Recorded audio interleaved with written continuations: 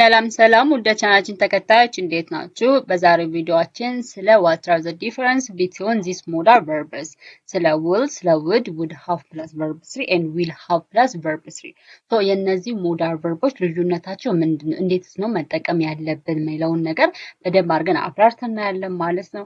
እናንተም ለዚህ ቻናል አዲስ ከሆናችሁ ቻናሉን ሰብስክራይብ በማድረግ እንዲሁም ደግሞ ውድ የቻናላችን ተከታዮች ቪዲዮ ላይክ በማድረግ ጀምሩ። ቀጥታ ወደ ትምህርቱ What are the difference between these modal verbs? Will, would have plus verb 3, will have plus verb 3. So these are, the first one is will. So will, it is, as we know, it is future action ለመግለጽ የምንጠቀምበት ነው. It is for prediction ለመግለጽ የምንጠቀምበት ነው. Also, it is to give a decision ወይም ደግሞ ውሳኔ ለመስጠት የምንጠቀምበት አንዷ verb ነው. ስለዚህ ስለ ሞዳል ቨርብስ አጠቃላይ የሰራሁት ቪዲዮ አለ። እሱንም ሪቫይዝ ማድረግ ትችላላችሁ። እነዚህን ለየት አድርጌ ያመጣሁት because we have to know them በደንብ እነዚህን ሞዳል ቨርቦች ለይተን ማወቅ ስላለብን ነው ማለት ነው። So the first one is will ነው። will plus base verb. So always will ካለ ከዊል በኋላ የሚመጣው verb ወይም ደግሞ ግስ it is verb 1 ነው የሚሆነው። So this will used for future actions. ስለዚህ future ወይም ደግሞ ወደፊት is a future tense ለመግለጽ እንጠቀማለን። It is to indicate a predictionዎችን ለመግለጽ promise ለመግለጽ decision ለመግለጽ እንዲሁ እንጠቀማለን ማለት ነው። So structure it is will plus verb 1 ነው። So always will ካለ ከዊል ቀጥሎ የሚመጣው it is verb 1 ነው ማለት ነው። So example እዚህ ጋር I will go to tomorrow. I will go tomorrow. I will go tomorrow. እኔ ነገ እሄዳለሁ. It is a future tense አይደለ? So it is futurity ነው. So it is የሆነ በኋላ ላይ የምታደርጉት ነገር ምናምን ከሆነ የሆነ ጊዜ እናደርጋለን ብላችሁ ወደፊት የምታደርጉትን የምታቅዱትን ነገር የምትገልጹት will የምትባለውን verb በመጠቀም ነው። So I will go tomorrow ሲባል እኔ ነገ እሄዳለሁ. So it is a futurity ነው ማለት ነው። She will call you later. She will call you later. እሷ ትደውልላለች። So it is a futurity ነው። It will rain tonight. It will rain tonight. So ዛሬ ማታ ሊዘንብ ይችላል። ስለዚህ it will rain tonight. So ዛሬ ማታ ይዘንባል ሲባል it is a prediction የሆነ ነገር predict ዝናብ እንደሚዘንብማ ምን it is predict እያደረግን ነው. So it is will, it is used for future tense and also for prediction and for giving decision and for giving promise. So for promise እንጠቀማለን ለfuture እንጠቀም እንዲሁ ነው predict ለማለት ለምሳሌ it will rain tonight. ዛሬ ማታ ይዘንባል ስንል it is a prediction ነው። ይዘንብም ላይዘንብም ይችላል but we are predict እያደረግን ነው ማለት ነው. So prediction will እንጠቀማለን። The other one is would ነው። So would always it is follow የሚያደርገው it is as a base verb ነው። So እንደ will ማለት ነው. So this would it used for polite request. የሆነ ነገር በትህትና መጠየቅ ስንፈልግ we can use would ነው የምንጠቀመው። ለምሳሌ would you bring me a tea? Would you bring me a tea ስንል እባክሽ ልታመጣልኝ ትችላለህ? So it is a polite request ነው ማለት ነው። በትህትና ነገር መጠየቅ ስትፈልጉ so politely የሆነ ነገር ሪኩዌስት ማድረግ ስትፈልጉ you can use would መጠቀም ትችላላችሁ. And it is to show imaginary situations. Imaginary የሆነ situation so unreal ነው እውነት ያልሆነ ነገር ነው ግን imagine የምናደርጋቸው ነገሮች ለመግለጽም እንጠቀማለን. And also it's future in the past. So in the past ያለ ነገርን ለመግለጽ future in the past ያለ ነገርም ለመግለጽ እንጠቀማለን. And it is habits in the past. So past አላፊ ጊዜ ላይ የተፈጸሙ ነገሮች habits it is ለመግለጽም would እንጠቀማለን. So structure it is would plus verb 1. So let's see an example. I would like coffee. I would like some coffee. I would like some coffee. So here I would like some coffee. So it is ምንድነው? It is ቡና እፈልጋለሁ. So you are asking as a polite ማለት ነው። በፖላይት ወይም በትህትና ነገር ስጠይቁ I would like some coffee. I would like some coffee please. ስለዚህ ቡና እፈልጋለሁ እባክህ. So it is to ask politely we can use would. ስለዚህ would plus verb 1. It is like. It is a verb 1 ነው ማለት ነው. So if I were rich, so ይሄ ደግሞ imaginary ነው. If I were rich, I would buy a car. So it is ምን imaginary ነው ማለት ነው. It is not real, but it is imaginary. So ልክ በአእምሯችን የምናስባቸውን imagine የምንመኛቸውን ነገሮች ለመግለጽ we can use it is would ነው. So if I were rich, it is a conditional type to የሚባለው ማለት ነው. So if I were rich, I would buy a car. So ሀብታም ብሆን ኖሮ መኪና ገዛ ነበረ. ሀብታም ነው ቢሆን ኖሮ መኪና ገዛ ነበረ. So she is not rich አይደለችም ሀብታም አይደለችም ማለት ነው. but it is ሀብታም ብሆን ኖሮ መኪና ገዛ.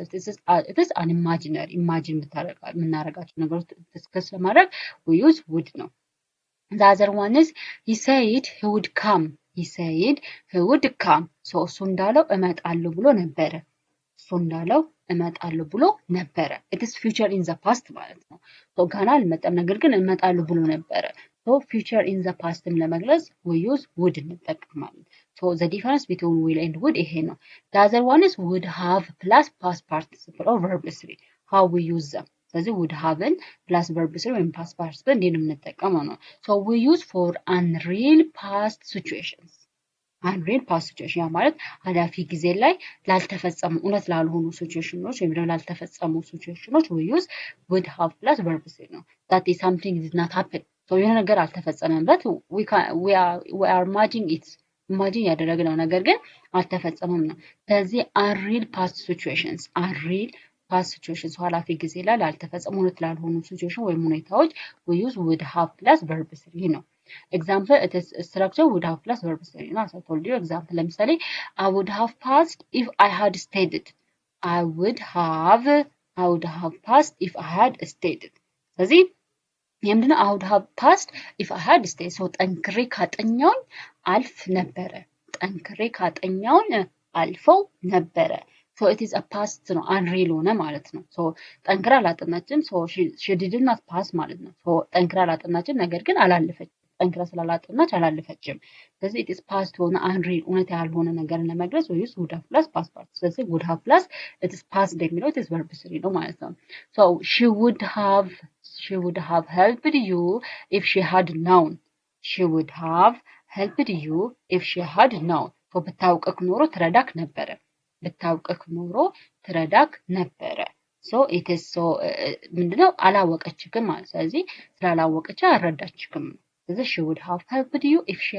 had known so አንተ ብታውቅ ኖሮ ትረዳክ ነበረ and they would have arrived earlier but they missed the bus they would have arrived earlier but they missed the bus ስለዚህ በጊዜ ደርሰው ነበረ ነገር ግን ባሱ አመለጣቸው በጊዜ ደርሰው ነበረ but ነገር ግን ባሱ አመለጣቸው so it's possible in the past but it did not happen ማለት ነው ስለዚህ በጊዜ ደርሰዋል ነገር ግን ባሱ አመለጣቸው ነው ስለዚህ it is not happen አልተፈጠረም ስለዚህ በጊዜ ቢደርሱ ምን አልሄዱም ማለት ነው so it is for past ላይ unreal ሆነ situation ሲፈጠር ለምሳሌ she would have helped you if she had known ታውቀክ ኖሮ ተረዳክ ነበረ so she didn't know you so አታውቀውም ማለት ነው ስለዚህ for unreal situations in the past ላይ ለመግለጽ we use would have plus verb 3 ነው የምንጠቀመው the other and the last one is will have plus past participle ነው so this will have plus participle it is used as an action that will be completed before a future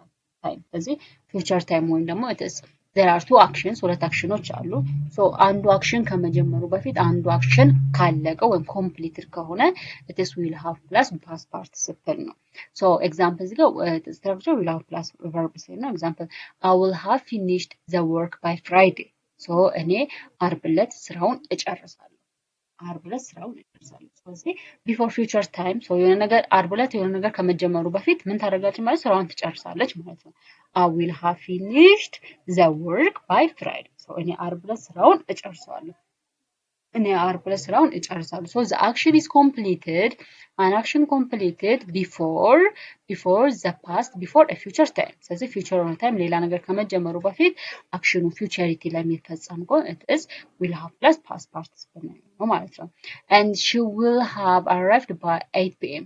she will have arrived by 8 p.m. ስለዚህ እሷ 8 p.m. ላይ ትደርሳለች እሷ 8 p.m. ላይ ትደርሳለች and they will have completed the project next week they will have completed the project next week so እነሱ ቀጣይ ወር ፕሮጀክቱን ይጨርሱታል እነሱ ቀጣይ ወር ፕሮጀክቱን ይጨርሱታል ስለዚህ የሆነ ስፔሲፊክ በሆነ ታይም ላይ ለምሳሌ it is next month አለ እዚህ ጋር it is 8 p.m. አለ it is Friday አለ so there is a specific time future time አለ ማለት ነው ለምሳሌ እኔ ዓርብ ዕለት ስራውን እጨርሳለሁ ስለዚህ it is futurity ወደፊት የሚደረግ ነገር ማለት ነው ስለዚህ እኔ ዓርብ ዕለት ስራውን ጨርሷል ስለዚህ it is at a specific future time ላይ I will finish the work ማለት ነው so specific በሆነ ታይም ላይ ያንን ስራ የምጨርሱ ከሆነ futurity ላይ it is will have plus verb 3 ነው የሚሆነው and she will have arrived by 8 p.m.